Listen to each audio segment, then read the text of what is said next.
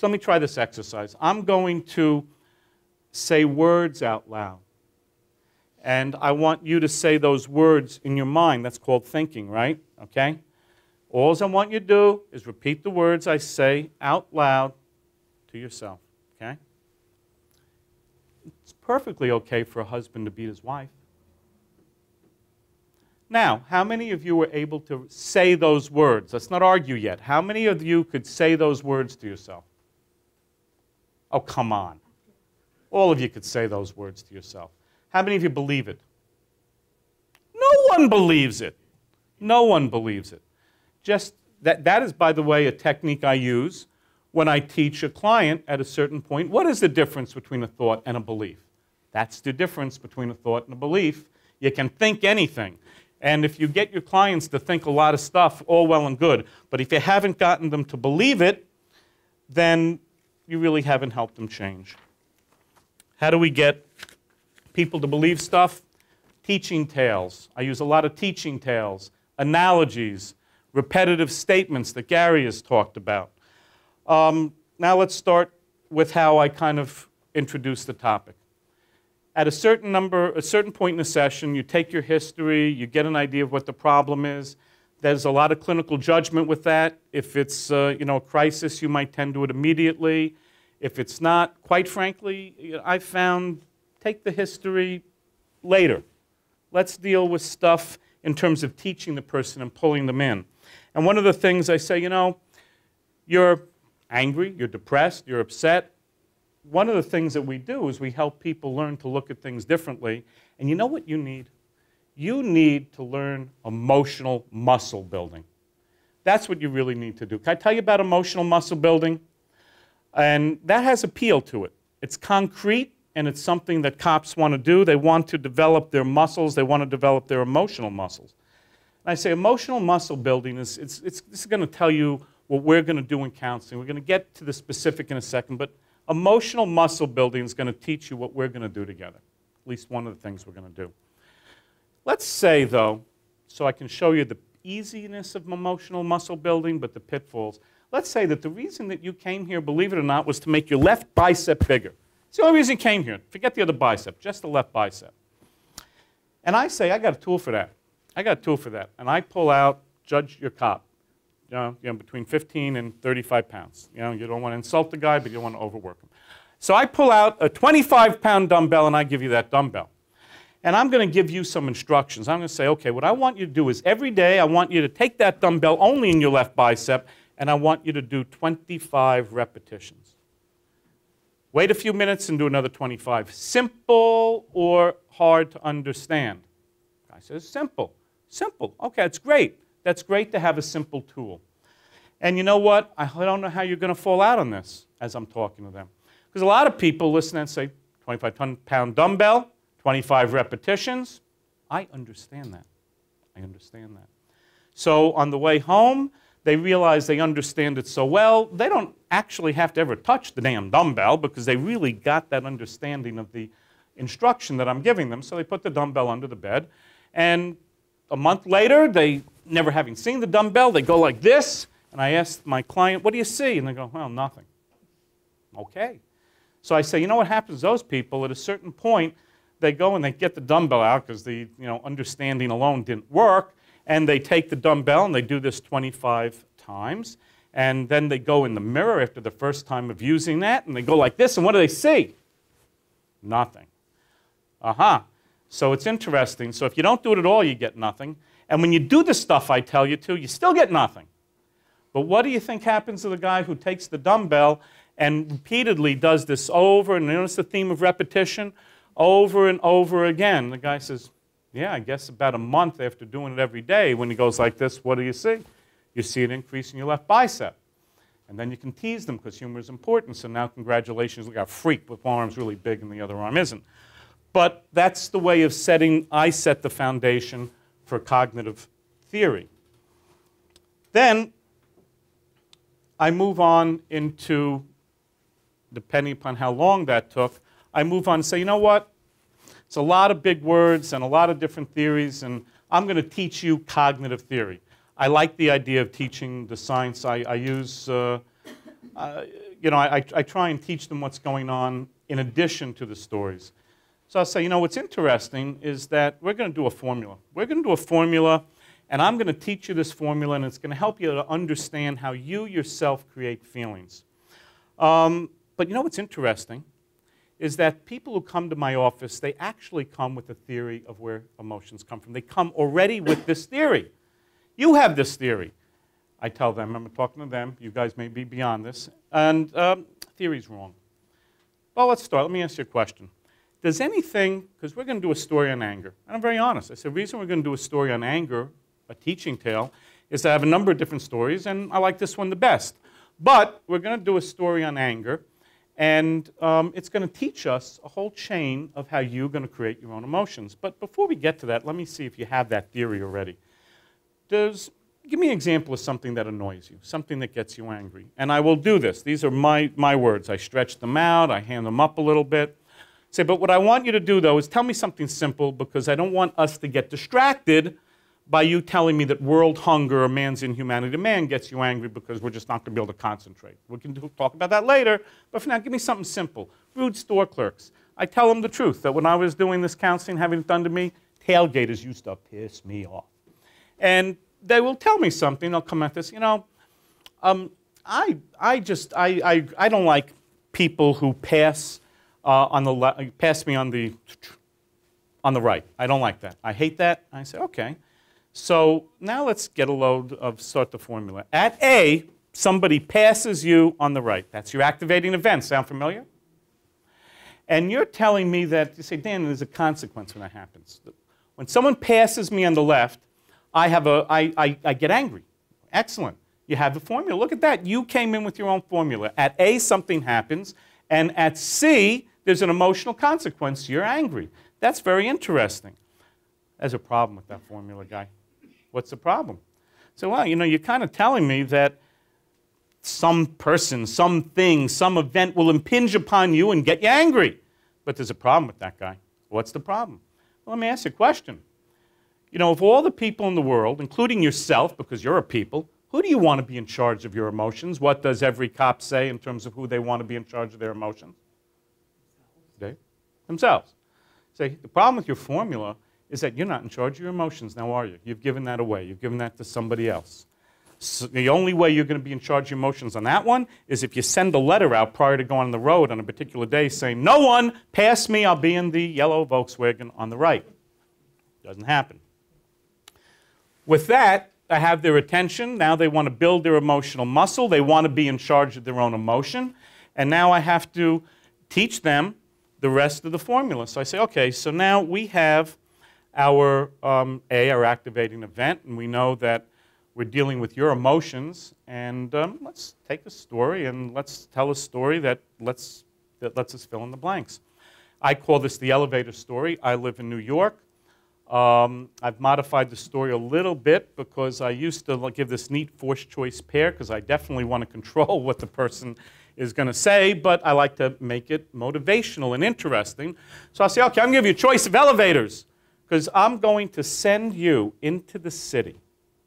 I'm going to send you into the city 2 days before Christmas when it's crowded. And you know what? This is a fantasy story. Again, I'm telling the client, I'm not telling you this, I'm telling the client this. This is a fantasy story. You know how I can prove it's a fantasy story? When you get to where you're going in the city by car, you'll find safe legal parking. So now, they're kind of into this. And I'm not going to lie to you in this fantasy. I'll feed the information piece at a time, but I'm not going to lie to you. So we're going to go on an elevator ride in the city. Pick your elevator. World Trade Center or Empire State Building. And I have been doing that goddamn story since we started in 1983 or 84. So weirdly, the little weird things of that whole 9/11 thing is like, whoa. I mean, not important, of course, but certainly had an impact on me. So I still tell people, as kind of a tribute to this day, I used to give a forced choice pair. I used to include the World Trade Center. Now, of course, I'm sending you to the Empire State Building, and we can just put the World Trade Center in the back of our mind. So they get to the Empire State Building, and they park right in front. I'm staying in the office. I've been there a lot of times. I don't need to go again. And so now you're going to climb the stoop, because there is a stoop to the Empire State Building. You're going to see the brass stanchions with the velvet ropes, and you're going to, kind of get at the end of the line of the velvet ropes. Eventually the door opens, people come out, and you're going to walk around the velvet ropes, and you're going to be the last person to get in the elevator before the starter goes, okay, wait for the next car, please. And so you turn around, and you kind of wait like this, and you look up at the numbers, and you're on the express elevator. You ain't getting off until the 86th floor, and the doors close, and all of a sudden, I normally have a prop when I do this. I still have to do. All of a sudden, as you're going up, you feel a kind of a painful poke in the back. Now, I need to tell you stuff. There's like 30 people on this elevator. It's 12 o'clock in the afternoon. It's very busy. You're not in danger. You're not in danger. The poke also is not hard enough to rip your clothing or make you bleed, but it hurts. So how do you feel? How do you feel now that you've been poked? And you get various responses from annoyed to, I don't know what's going on. And I'll say, okay, it's interesting that you're thinking you don't know what's going on, but how do you feel? And you're a little annoyed. Yeah, you should feel a little annoyed. How should you feel? One poke, But a few more floors later, you go up, and you know what happens? You get poked in the back again. How do you feel? Well, now I'm starting to get a little irritated. I'm starting to get a little, this is not good. I say, okay, that makes sense to me. Of course, a few more floors later, you get poked again, and the vast majority say, I'm turning around now. Now, I don't want them to turn around. I say, you'll ruin my story if you turn around. Turning around is very good. It's very healthy. It's very good. In real life, you turn around. Very often, and I'm trying to truncate time, I will go right into another little cutesy story at this point. Say, you ever ask yourself, you turned around, everybody turns around at 3 times. So does baseball have 3 strikes because that's human nature? Or do you turn around 3 times because we're so indoctrinated with baseball? And then I let it go. Anyway, so now you're going up a few more floors, and you get poked again. And eventually they go, I really am angry. Okay. So I say, let's stop this. You've been poked 5 times, and you're telling me that after 5 pokes, you are very angry. Okay. Now, that's really interesting because they're at the top of the floor now. See, I get to control the fantasy, the teaching tale. And so this is what we're going to do. The doors are going to open. You're going to take a step out. You're going to let the innocent bystanders mill about you. And then you're going to turn around and see the person that's poking you. Okay? Because you have a right to see who's been poking you because you're very angry.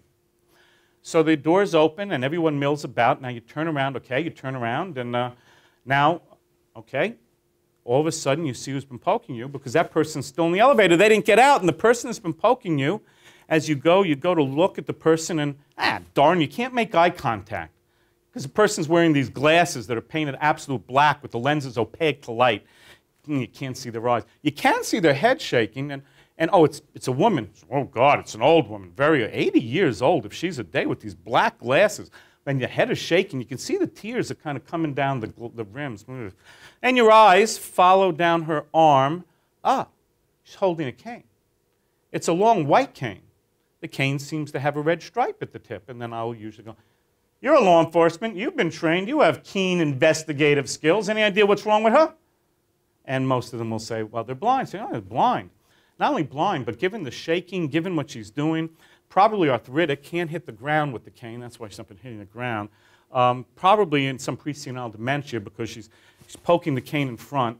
And she's still doing it. She's still poking the cane, going, oh my God, turning in a circle. And what was happening apparently was as the elevator was going up, you were getting, she would poke when she got in, oh my God, turn, oh my God, because she's totally lost, has no idea where she is. Every 360 degrees, you got poked in the back. And so now you see you've been poked in the black by this old, fragile, frail, helpless, blind woman. How angry are you right now? Well, I'm not angry at all. I want to help the blind woman. We'll help her later. I don't care about helping her. You're not angry. Okay, good question. So what made you angry? Now, you're going to go one of 2 ways here. What you really want the person to say, what do you want the person to say? What are you hoping your client's going to say when you ask what made you angry? I'm getting poked. I go, excellent. I'm glad you said getting poked because it's wrong. It's not the poking that got you angry. What do you mean it's not the poking that got you angry? Well, let's take a look at this. If the poking is what made you angry, you'd be angry at the blind woman. You might even hold it in, be very helpful, do your job, but you'd be angry at the blind woman if you said, no, at A, I got poked. Poking leads to anger, Dan. So I'm angry at the blind woman. But you're not angry. You're feeling badly. Something else must have happened. Now, again, this is a session. Says, we're going to need to take a couple more rides up the elevator. So we're getting in the elevator, and we're going up, and you're getting poked. And let me ask you a question. If you're like most people, you start to talk to yourself. What do you think you'd be saying to yourself? You think after the first poke or two, you're going, nothing like a good sharp poke in the back just to brighten up your day. And the person says, oh, no, I wouldn't be thinking that. I'd be thinking, what the hell's going on here? And then I stop. I say, what the hell's going on here? You have a belief about this, and beliefs are very interesting because beliefs are like onions. They have layers, and we're going to try and get to a deeper layer so we can be consistent. But like an onion, there's not an infinite number of layers.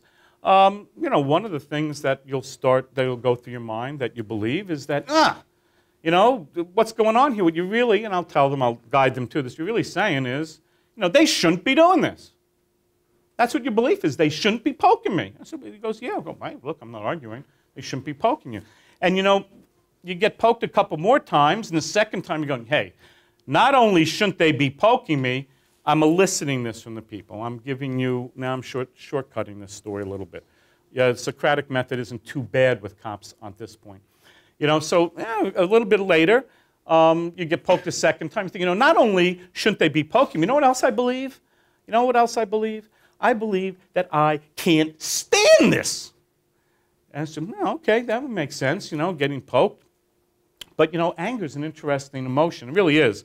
And I will teach this now. I take a mini break, let things sink in, teach it. Most emotions are linear. Very sad, suicidally depressed. Feel a little regret, very guilty.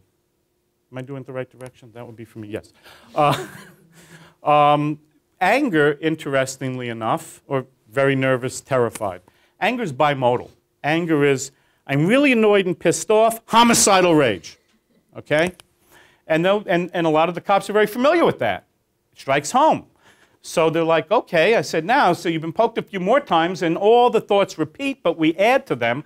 So we have, ooh, you shouldn't be doing this. I can't stand this. And then, of course, we get the big one. We get the thought, you know what I think? You know what I think? You know what I believe? I believe they're doing it on purpose. And that's where we go from the very high level of anger to the almost rage. And of course, once we're at that point, we polish it up with the fourth series, the fourth belief, and that fourth belief would be, I am going to punish them. So now, what do we have? We basically see we have a set of beliefs. And those beliefs go with all anger. And again, I break out and say, this is why this is a good theory for you. How many different situations could you be angry in?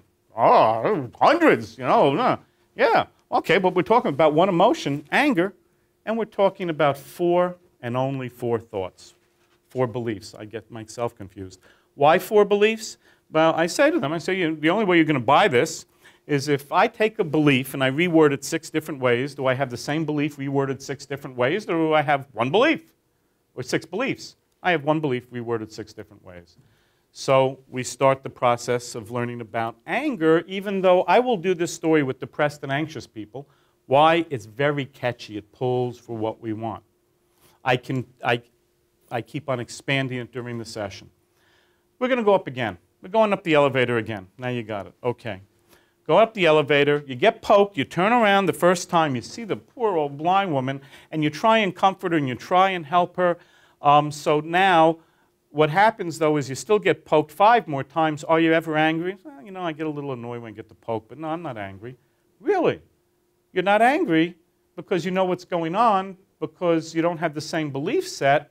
So you're telling me it isn't the poking that got you angry. You're really now seeing it. It isn't the poke that's getting you angry, and it's not the guy that passes on your left necessarily that's getting you angry, and it's not necessarily your wife that's getting you angry.